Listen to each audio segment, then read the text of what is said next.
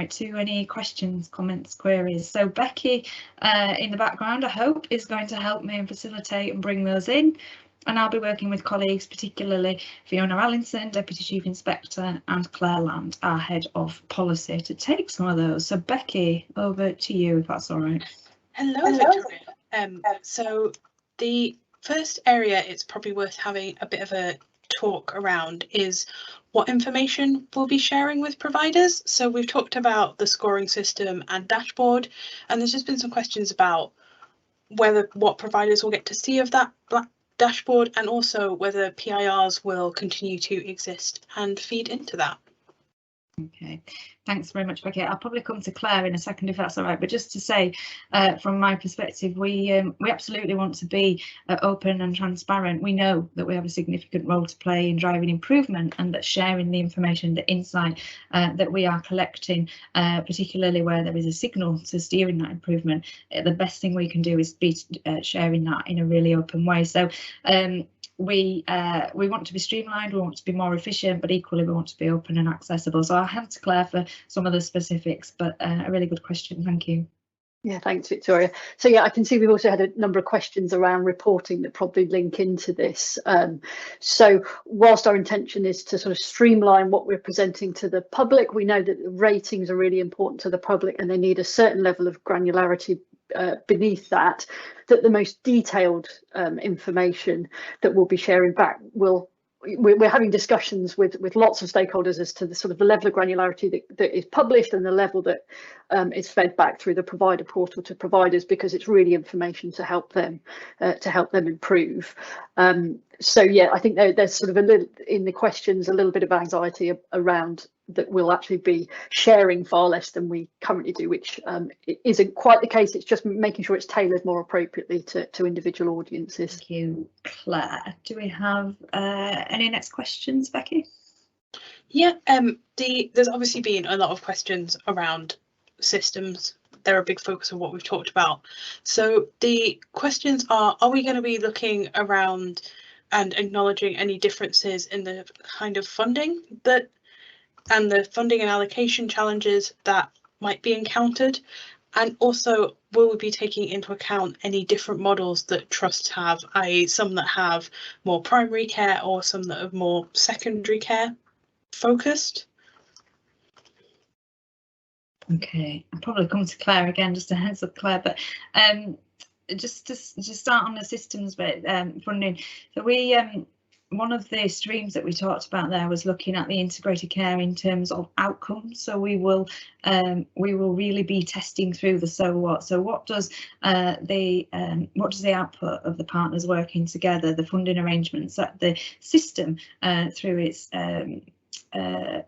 devolved budgets at place level, what does that feel like for people? What does the impact of that joint working and joint thought to budgets, priorities feel like as the experience and the quality for people moving through the system? So we won't be taking an approach where we are at all looking to steer what the funding arrangements might be, but of course we'll keep an ever close a connection to what that means for people using those services, and inevitably that will reflect and talk to some of those funding arrangements that the system has put in place. The models on the primary and community, obviously we do a lot in our current approaches to think to combined, if it's a provider level or indeed those partnerships in the system. So yes, will we be mindful of providers working together, be it through some of the collaboratives even, and thinking to the contributions of each and every sector in terms of, again, keeping the person at the centre of their journey through the system? Yes, we will. But Claire, I don't know if you want to add anything more to that. Sorry, I suppose just picking up on the questions around sort of different sectors, I think that's one of the key aims and the key benefits of the single assessment framework, particularly if you've got providers who are delivering services across health and social care, whereas at the moment they've got to deal with two different frameworks. The big benefit of the single assessment framework is it will be exactly the same framework. The quality statements are written in a way that they can apply across both adult social care and all types of healthcare services. So we're not asking providers to switch between frameworks for different types of services that they provide, and we think that that's more relevant to how services are delivered now, with far more complex providers delivering a range of services. Claire. Back to you, Becky. So I think one of the burning questions in the chat is definitely around timelines for this. So I know as yet we're still kind of in the testing phase and are probably hoping to give providers as much time as they need because of the effect it's going to have. There's just a question around, do we have anything clearer than that? And also around the inspection timelines once this launches. Yeah, okay, thank you. Back to you, Claire, if that's all right.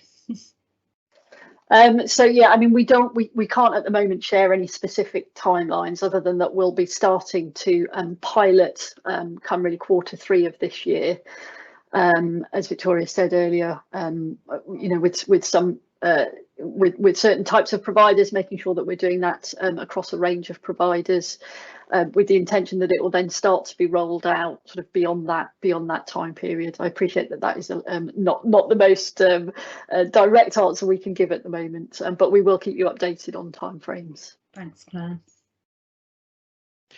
And just to, because I know a lot of what we've talked about is more kind of NHS focused, I think there's questions coming in about how this is going to look for independent healthcare systems, which might be slightly different from the ICSs and NHS trusts, and just to ask if we could just give an update for them. Yeah, absolutely. I'll bring Fiona in a second if that's okay. But just to flag this, so the single assessment framework that we talked about there is the golden thread. So we'll use the same framework, the same quality statements, the same scoring, the same approach to gathering our evidence is all applicable and will be for all sectors, inclusive of independent. And of course, really significant for us to be thinking about the independent sector's role in the system, in the wider system, and contributing to the outcomes and experiences for people moving across and around integrated care systems. So yes, ever primary importance within our thinking. But Fiona, do you want to go any further on that one? I'm not sure there's an awful lot I can add, Victoria. I think you covered that off quite well. We will be working closely with the independent sector to look at how they interact with the NHS and the system working that they undertake, so that we fully understand it and therefore can build it into our system model. Thanks, Fiona. Back to you, Becky. Fab. One of the questions that's come in is quite a specific one. It's about the I and we statements, and just asking if we're going to have the same ones for individual providers and ICSs, just in case that causes any duplication of people having to provide the same evidence to both inspections. Okay, so no, in a nutshell, I will see if Claire wants to come in and add anything, but certainly from my perspective, in a nutshell, no, the statements will be the same. They will be tailored so that the language is appropriate. So where we're talking about system leadership, for example, it's around the we, it's around the partnership is, but the ethos and the direction of each statement where we make it applicable, no, that those will be written to ensure that A, it's the same set of statements, and B, it can be applied at every single level, so be it the single-handed small-scale provider right through to the system partners working together. I don't know if there is anything else to add on that, but I will just ask Claire. Yeah, no, that's exactly right. It will be the same framework at all those levels. But I suppose just to pick up on the it seemed that there was an element of that question around having to provide information more than once. That certainly isn't what we're aiming for. The ICS, you know, how we actually assess ICSs is still very much in development. That bit won't go live until March 23, so we're looking a year away for that. And one of the key things we're trying to work through is, you know, what does the results of our assessments at provider level mean for the ICS level? It's not about going back to providers to ask for more information about the ICS level, if that makes sense. Thanks, Claire. Where next, Becky? So this one's it's a very specific question. We mentioned closed cultures earlier, and it was just to ask what are the characteristics of a closed culture and what we might look for when we're inspecting. Okay, great, excellent question. Thank you. I'm going to come to Claire for that one, if that's all right. Busy day for you, Claire?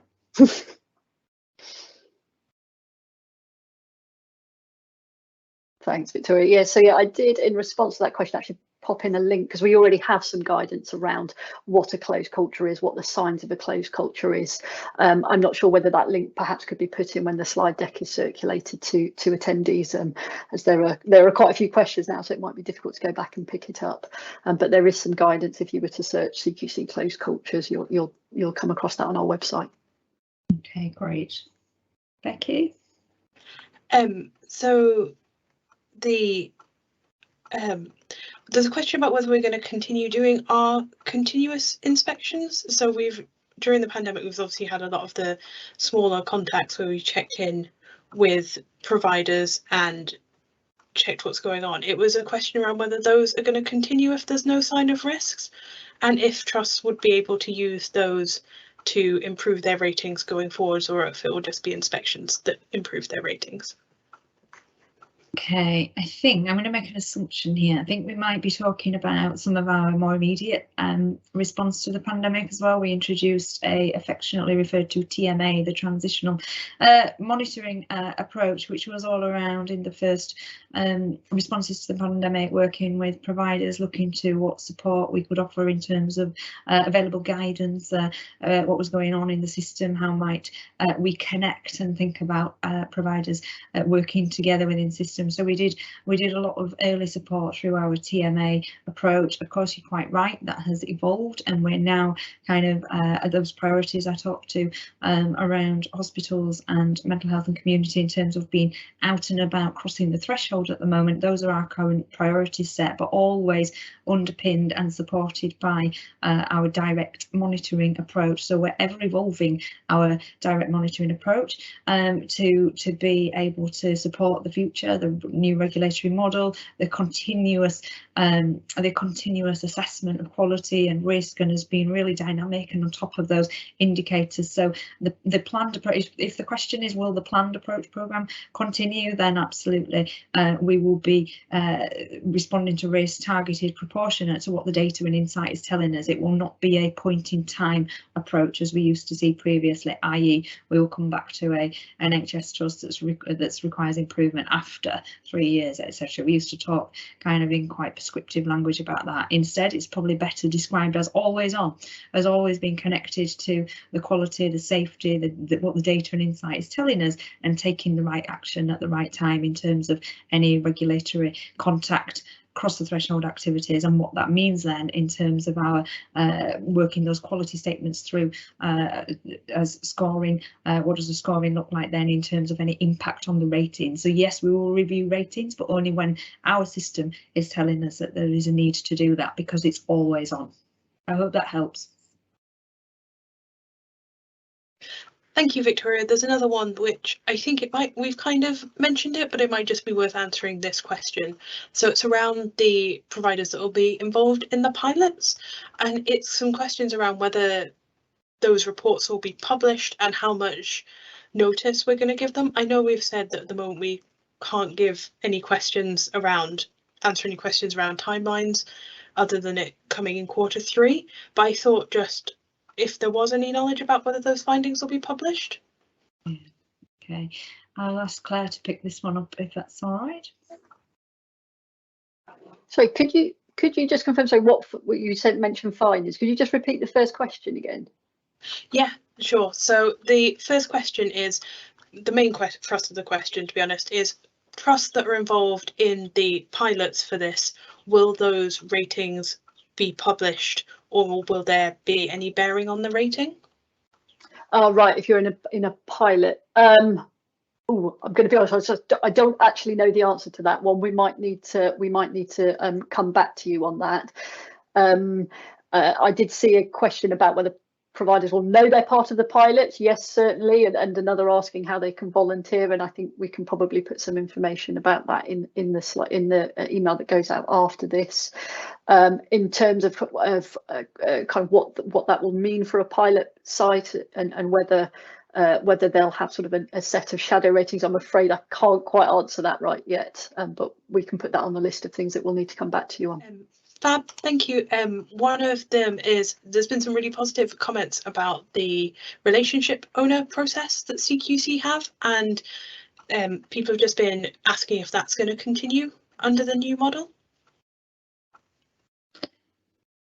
So we've heard an awful lot of feedback. It's great to hear that there's positive comments in here. We've heard lots of feedback about relationship owners, and actually to make it more about the activity that happens with through the relationship owner is probably what we're thinking about in terms of the future model. So that right contact point, that clarity of contact point with CQC, who to go to and when. And importantly, we've heard through events such as this, actually what really matters as well is that we get the right response. So when we do contact CQC, it's right support, right response, right time. So it's something that we are live to thinking about, and I mentioned the thinking on the multidisciplinary teams as well earlier, and we're thinking about how we design our teams working together to fulfil that end-to-end single assessment framework, again right from the point of registration right through to the always on continuous assessment. So what I can definitely offer reassurance on is that we are committed to and will ensure that named individual members of teams are available, can be contacted in the same way that you would now. So but we want to be more efficient. We want to be able to give the right support, right interface, right time, because it's not always about you know, when people contact our teams, it's not always about an upcoming inspection. It might be wanting some advice, some signposting, and it may well be that that will be different members of the team in the background. But knowing who your named contact point is, yes. Will we continue that? Yes. I don't know if Claire wants to add anything, but that's no, she's shaking her head. Thank you. Next one, Becky. Fab. There's a question about whether COEs are going to be universally replaced across all CQC, and I can answer that. The answer is yes. Everything is moving to this new model across CQC. One question we've had is we've published a lot of reports around inequality, and it was a question about if that will be covered in these new reports, if there's going to be any discussion of inequality and what services are doing to tackle that.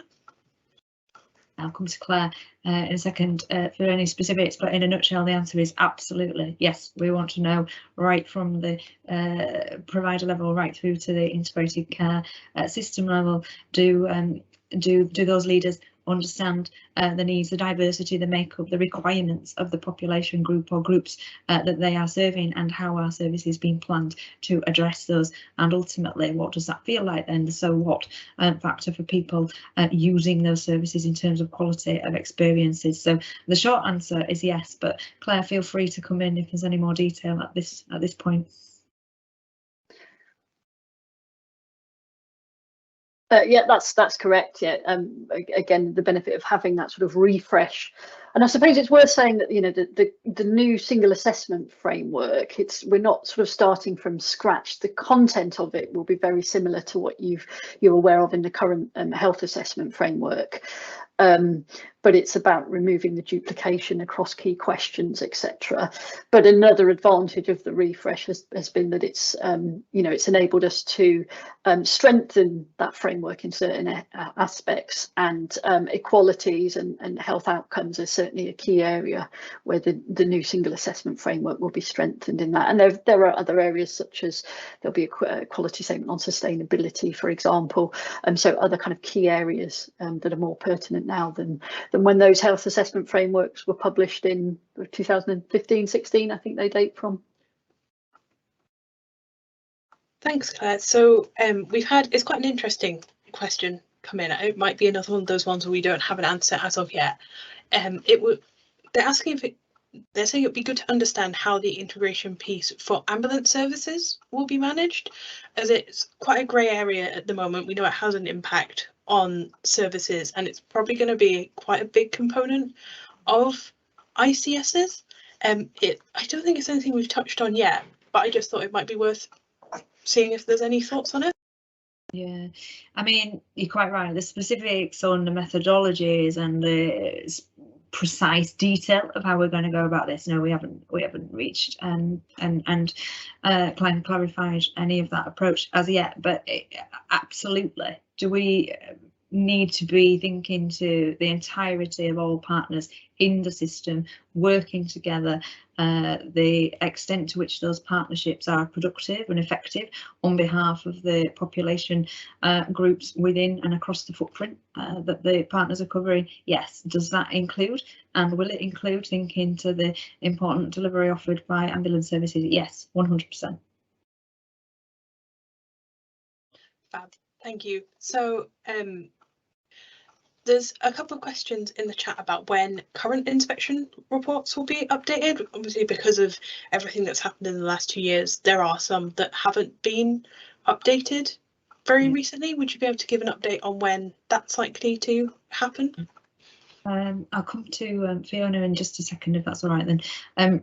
But just to say, so we know we you know there's a lot of steer from the sectors to get out. We need to be re-rating. We want to be having our ratings refreshed at the moment, as I say, those priorities, because we've got to balance actually the and ensure that we're meeting the needs across the system holistically. So those priorities are set at the moment where it's risk driven, it's where there's risk, where we know there's risk to people. We want to be out. We need to be going to the services where we've never been before. So we're short on insight for people and the public, so we need to be prioritising those. So we, in a nutshell, we know that there is an appetite across many areas of the sector for us to be out updating ratings, and importantly, that's a key driver for our new regulatory model, and back to the always on, always aware. So through the new regulatory model, I think we'll be addressing that. But Fiona, I don't know if you want to say anything, because you're very close to the NHS sectors here. Yeah, sure. Yes, sure. Just touching on the question before around ambulance services and measuring their impact on the whole system and the impact of the system on them, I just wanted to pick up on what Victoria said around absolutely recognise that the ambulance services are key to the effective delivery of care. And we're doing a piece of work, as Victoria outlined earlier, around urgent and emergency care, where we're looking at the whole system at one time to find any gaps, to find any good practice that we can share with the system, and that will feed into our learning of how we build ambulances into that systemic piece of work. Going on to the fact that providers are sitting there with requires improvement, that they've done a lot of work around, or some good and outstanding. We recognise that particularly where providers have requires improvement in a core service, we need to look at those. We are following it up through our monitoring processes, so we are talking to providers about what have you done with this particular breach, and we know that providers are taking steps to address any shortfalls in their practice and the care that they offer.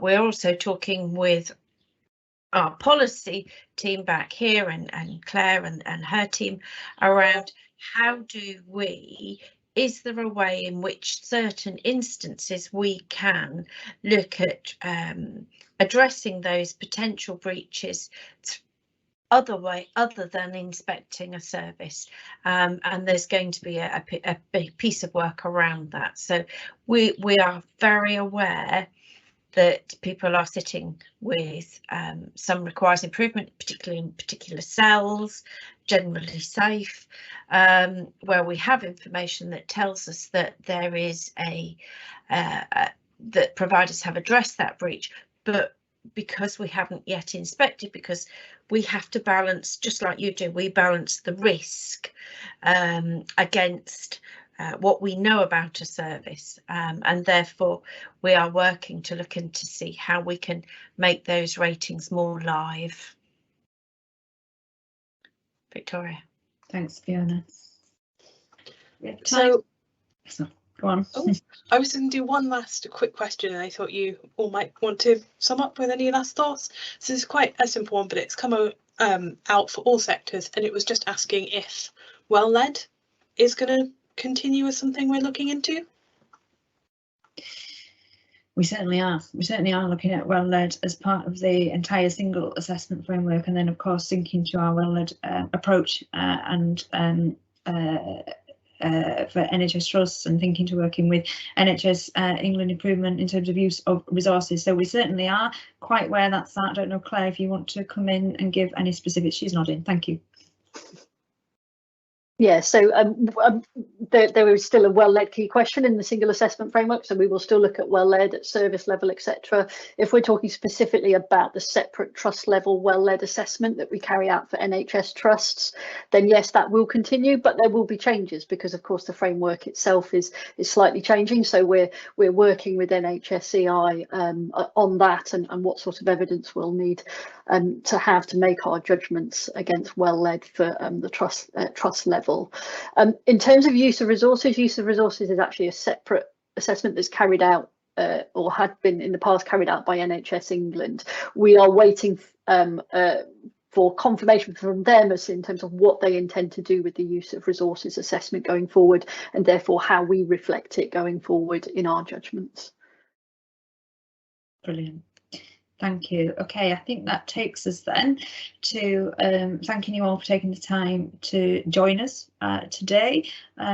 Contributions, thoughts, queries, comments, all very much appreciated. So an enormous thank you to you all for those. I haven't seen the chat as it's been coming through, but I know colleagues will gather and merge that into themes for us. So rest assured, we will be taking that away and plumbing in terms of our next steps on the model. One really important thing, so I think we need to take that one away and indeed share back with you is around the piloting. Clearly we need to think through and to the question that was asked around implications in terms of ratings or not there. So some really good steer in terms of our piloting next step. So thank you for that one. Okay, I will wrap us up there for today. Thank you again, and we look forward to working with you all again soon. Thanks ever so much, everybody.